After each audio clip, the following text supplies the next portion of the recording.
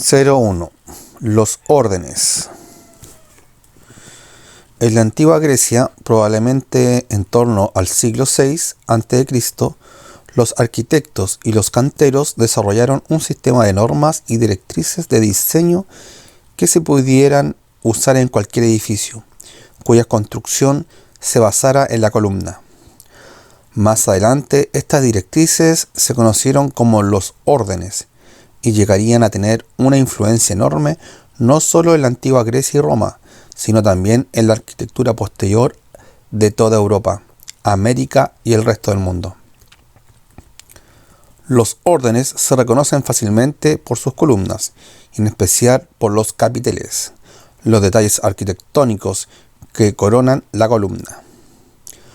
Los tres órdenes griegos son dórico, con capiteles sencillos, jónicos, con capitel de volutas, y corintio, cuyos capiteles están decorados con hojas de acanto.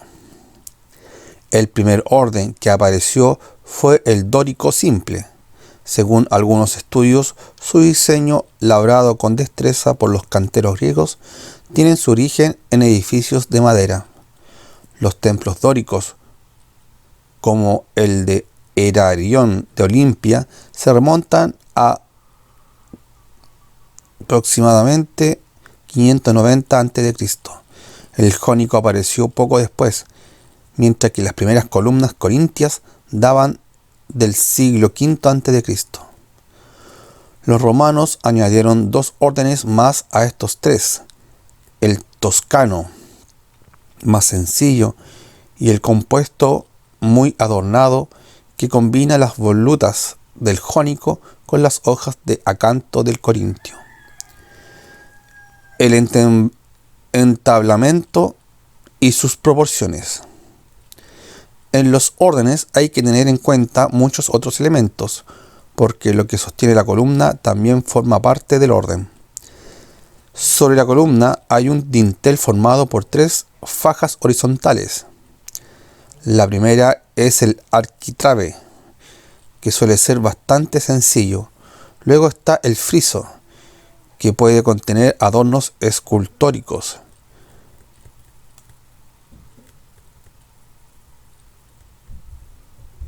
En lo alto, la cornisa, una sección con molduras de remate, la parte horizontal del orden, por debajo del tejado. El conjunto de estas tres fajas se llama entablamento. Las proporciones eran otro aspecto importante de los órdenes.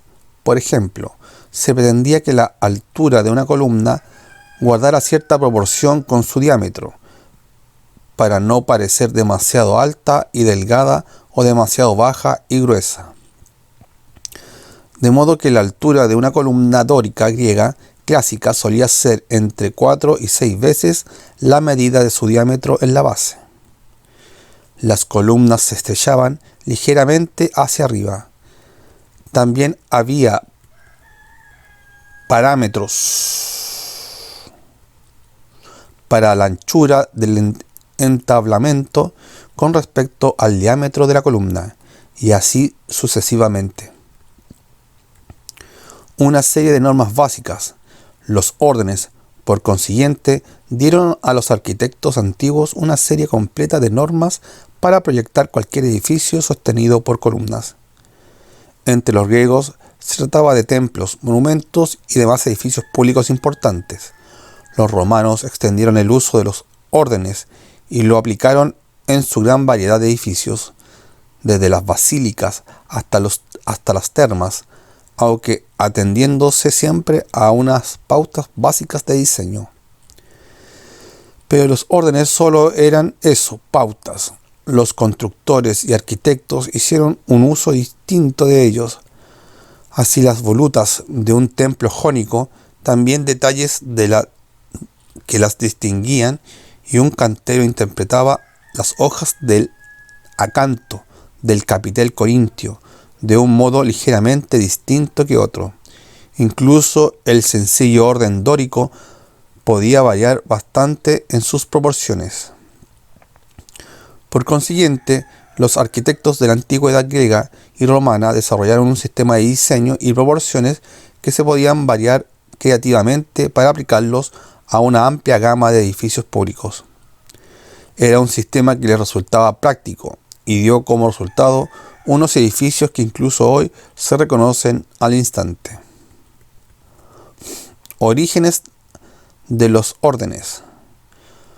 Los órdenes seguramente evolucionaron a partir de los métodos de construcción empleados por los carpinteros de obras antes que los griegos aprendieran a construir en piedra. El orden dórico, por ejemplo, presenta adornos en forma de bloque, llamado mútulos, semejantes a los extremos de las vigas de madera que asoman del entablamento. Recuerdan a la carpintería porque están tallados con unos detalles llamados gotas, que son un recuerdo de las clavijas por los carpinteros antes de que se emplearan clavos. El autor romano Vitruvio, que escribió extensamente sobre los órdenes, lo describe así: en edificios de piedra y mármol, los mútulos están inclinados hacia abajo, a imitación de las vigas principales. También es posible que los primeros canteros griegos estuvieran influidos por la arquitectura egipcia.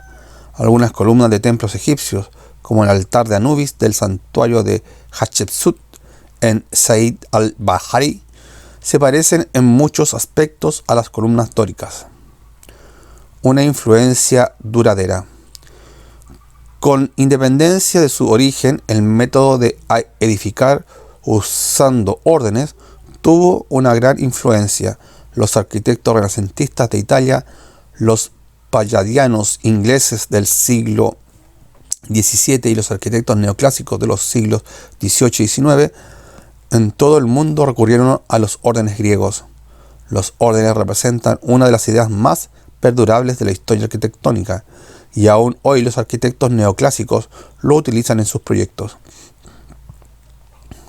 La idea en síntesis: directrices para el diseño de las columnas.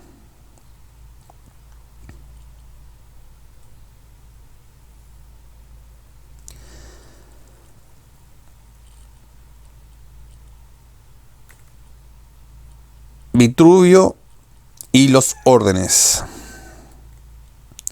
El autor romano Vitruvio escribió un manual de arquitectura en el siglo I a.C.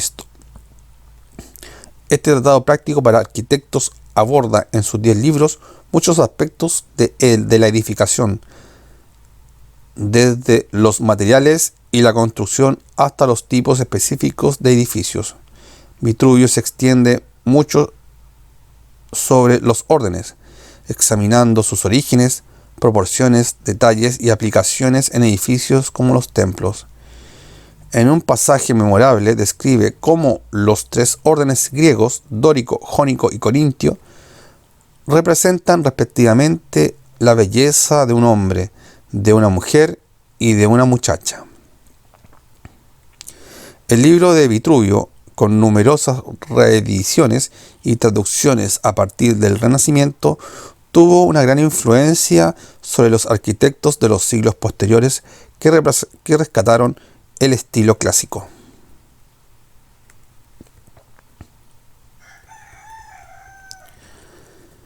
Así lograron una doble estructura en la columna mediante 2 claras diferencias, una de aspecto viril y sin ninguna clase de adorno, dórica, y la otra imitando los adornos femeninos, jónica, y en la tercer orden, llamada corintio, imita la delicadeza de una muchacha. Vitruvio.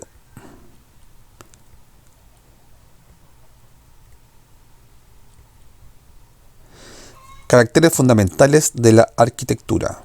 Vitruvio, conocido por su obra sobre los órdenes, también es famoso por su definición de las cualidades fundamentales que tiene que tener un proyecto arquitectónico. Todos los edificios, según Vitruvio, deben poseer las cualidades de firmitas, solidez y duración, utilitas, utilidad, y venustas, belleza. Desde entonces, los arquitectos deben tener presente estas cualidades al proyectar sus edificios. cronología. 427 a.C. se erige el templo de Atenea Nike de Atenas, de orden jónico.